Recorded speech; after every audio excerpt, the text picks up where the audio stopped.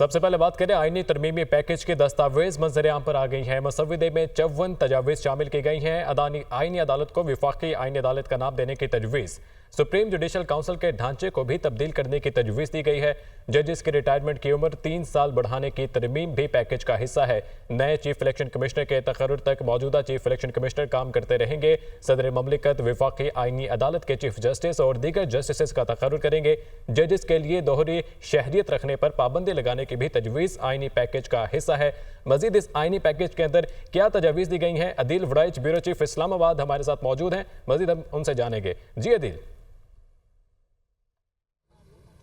जी बिलाखिर वो आईनी पैकेज, उसकी दस्तावेज सामने आ गई। जो रात भर जो जमातें हैं हुकूमत को जो जिन्होंने सपोर्ट करना था उनकी जानिब से ये शिकवा था, बल्कि अपोजिशन जमातें भी ये कह रही थी कि ये मुसव्वदा आखिर सीक्रेट क्यों रखा गया है। तो बिलाखिर ये मुसव्वदा मंजर आम पर आ गया है और इस मुसव्वदे में 54 के करीब जो तरामीम हैं वो सजेस्ट की गई हैं और इन तरामीम में, इन तजावीज़ में ये कहा गया है कि आईनी अदालत जो है ये फेडरल वफाकी आईनी अदालत इसका नाम इसको दिया गया है और सुप्रीम जुडिशल काउंसिल जो है इसका ढांचा भी जो है वो तब्दील कर दिया गया है। और इन तजावीज़ में ये कहा गया है कि जो जजेस की रिटायरमेंट की उम्र है इसको 3 साल 65 साल से यानी 68 ईयर्स करने की इसमें तजावीज़ जो हैं वो दी गई हैं। इसके अलावा नए चीफ इलेक्शन कमिश्नर और कमीशन के जो अरकान हैं वो जब तक नई अपॉइंटमेंट नहीं हो जाती तो जो मौजूदा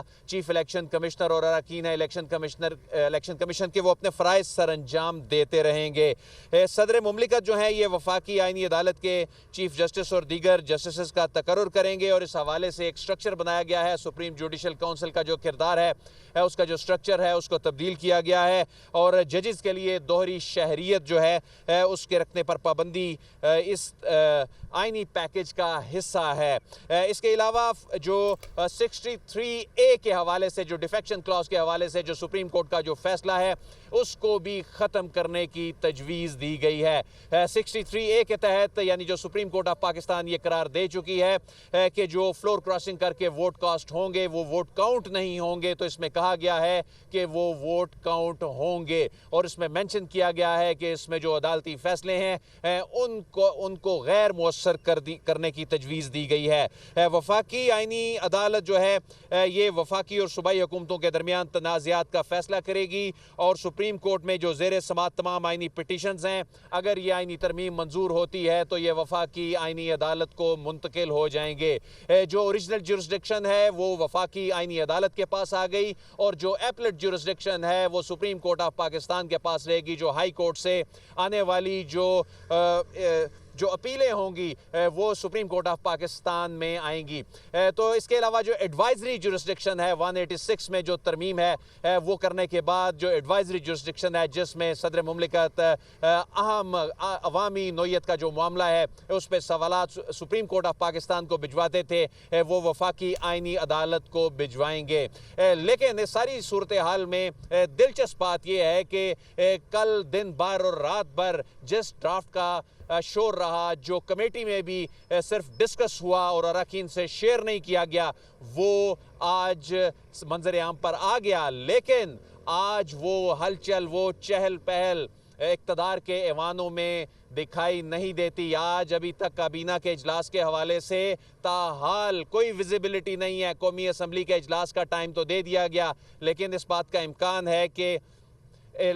इम्कान है कि वो भी शायद मुलतवी हो जाए कुछ जो इनिशियल प्रोसीडिंग है उनके बाद। यासिर मलिक हमारे साथ मौजूद हैं, यासिर मलिक से जानते हैं। यासिर, ये बताइए कि वफाकी काबीना जिस तरह कल वक्त तब्दील किया गया, कौमी असम्बली सेनेट का तब्दील किया गया, आज वो हलचल चहल पहल जो है इक़्तिदार के ऐवानों में नजर नहीं आ रही। लगता है हुकूमत जो है बड़ी अपसेट है जो कल हुआ और यही वजह है कि अभी तक काबीना के इजलास के हवाले से कोई विजिबिलिटी नहीं है। अदील साहब, बड़ी मायूस दिखाई देती है हुकूमत। कल जो सारी गेम चलती रही पार्लियामेंट के अंदर और उसके बाद जो है वफाकी वुज़रा से हमने सुबह उठते साथ ये जानने की कोशिश की कि आज वफाकी काबीना का इजलास कब होगा, तो किसी को कोई मालूम नहीं है कि आज इजलास होना भी है या नहीं होना। तो 12:30 बजे कौमी असम्बली का इजलास है, 12:30 बजे ही सेनेट का इजलास तलब किया गया है। लगता यह है कि अब ये आइनी तरमीम वाला मामला जो है ये मौखर हो चुका है और अब मौलाना की तजवीज़ जो है वो मान ली गई है। चूँकि मौलाना फजलुर रहमान ने गुज़िश्ता रात ये कहा था खसूसी कमेटी में कि आप इस बिल को फिल फॉर मौखर करें और इसके ऊपर डिस्कशन होनी चाहिए, डिस्कशन के बाद आप इसको ले आएँ। तो अब बज़ाहिर ऐसे ही लगता है कि आज वफाकी काबीना का इजलास अभी तक ना प्राइम मिनिस्टर ऑफिस में किसी को पता है, ना हाउस में किसी को पता है, ना वज़रा को कुछ पता है कि आज वफाकी काबीना का इजलास कब होगा। आइनी तरमीम आने से पहले आपको पता है कि कौमी असम्बली में पेश होने से पहले इसका आइनी और जो मुसवदा है, आइनी तरमीम का जो मुसवदा है वो वफाकी काबीना से मंजूर होना बहुत ज़रूरी है। लेकिन यासिर, वफाकी काबीना में आने से पहले भी जो खसूसी कमेटी है वहाँ पे कंसेंसस डेवलप होना भी बहुत ज़रूरी है। आपके सामने रात भर जो मीटिंग रही, 12:15 बजे खसूसी कमेटी का इजलास ख़त्म हुआ और खुर्शीद शाह जो चेयरमैन है इस खसूसी कमेटी के, उनकी जानिब से ये नहीं बताया गया कि आज ये इजलास खसूसी कमेटी का कितने बजे होगा। कल भी किसी के सामने ये ड्राफ्ट जो आज आपने बताया नादरीन को और दुनिया टीवी ने इसको ब्रेक किया है, आप देखें कि कल तक ये किसी को नहीं पता था कि ड्राफ्ट क्या है। कल भी जब खसूसी कमेटी का इजलास ख़त्म हुआ और लोग बाहर निकले, मेंबरान निकले, तो उन्होंने यही कहा कि हमें भाई ड्राफ्ट आज भी नहीं दिया गया, बस बताया गया है, ज़बानी कलामी बातें की गई हैं। तो ये इस तरह से अभी भी तमाम अपोजिशन की जमातें हो गई, इसी तरह से हुकूमती इत्तेहादी जमातें भी, कुछ लोग उनके जो हैं वो बताते हैं कि यार हमें पहले एक दफ़ा पढ़ने के लिए मिल जाए, हम उसको देख लें, उसके बाद हम अपनी जो कानूनी माहिरीन हैं उनके साथ डिस्कस कर सकते हैं। इसमें अगर कोई अपनी तजवीज़ डालना चाहते हैं तो वो हम डाल के हुकूमत को यासिर, जो हुकूमत को जल्दी थी, चंद घंटों में ये सारा प्रोसेस वाइंड अप करना चाहती थी, ठीक है, लगता है हुकूमत को एहसास हो गया है कि काम खराब हो गया है। देखिए बड़े बहुत शुक्रिया, आप हमें तफसीलन आगाह कर रहे थे और इनके साथ हमारे नुमाइंदे यासिर मलिक भी मौजूद थे। आपसे मजीद भी इसके ऊपर अपडेट्स लेते रहेंगे। मुजव्विज़ आइनी तरमीम डेडलॉक का शिकार है, हुकूमत नंबर्स पूरे ना होने पर परेशान। मौलाना फजलुर रहमान को मनाने के लिए वज़ीर आज़म और हुकूमत के राब्ते बेसूद हो गए। हुकूमत ने मौलाना फजलुर रहमान से आइनी तरमीम का मुसव्विदा शेयर कर दिया। मौलाना फजलुर रहमान की जानिब से बाज़ निकात पर तहफ़्फ़ुज़ात का इजहार किया गया। तहरीक इंसाफ ने मौलाना फजलुर रहमान को आइनी तरमीम की मुखालिफत पर डटे रहने का मशवरा दिया है और मुजव्विज़ आइनी तरमीम डेडलॉक का शिकार है। तफसीलात जानेंगे इस पर ज़फ़र हाशमी से। ज़फ़र, अहम मुलाकातें मौलाना फजलुर रहमान के साथ जारी हैं, मगर अब तक डेडलॉक बरकरार है। अब क्या पेशरफ्त हुई है, क्या नजर आ रहा है?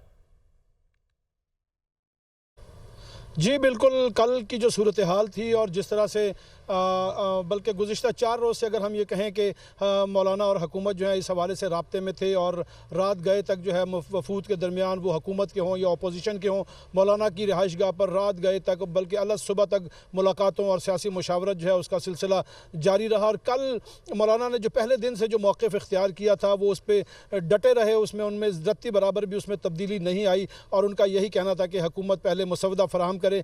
कल तक भी हुकूमत की जानिब से, हालांकि हुकूमत ने कौमी असम्बली और सेनेट के इजलास बुला रखे थे और कल हर सूरत जो है वो हुकूमत इस आइनी तरमीम को मंजूर करवाना चाहती थी, लेकिन कल भी जब हुकूमती वफ़द मौलाना से मुलाकात के लिए आया तो उसके पास आइनी तरमीम का ड्राफ्ट जो है वो नहीं था और मौलाना ने यही मुतालबा किया कि भाई पहले हमें वो ड्राफ्ट दिखाएं ताकि हम उसका जायज़ा लें, उस पर अपनी तजावीज़ तैयार करें, उस पर अपनी राय को हम मुरतब करें कि हमने क्या उस पर हिकमत अमली इख्तियार करनी है।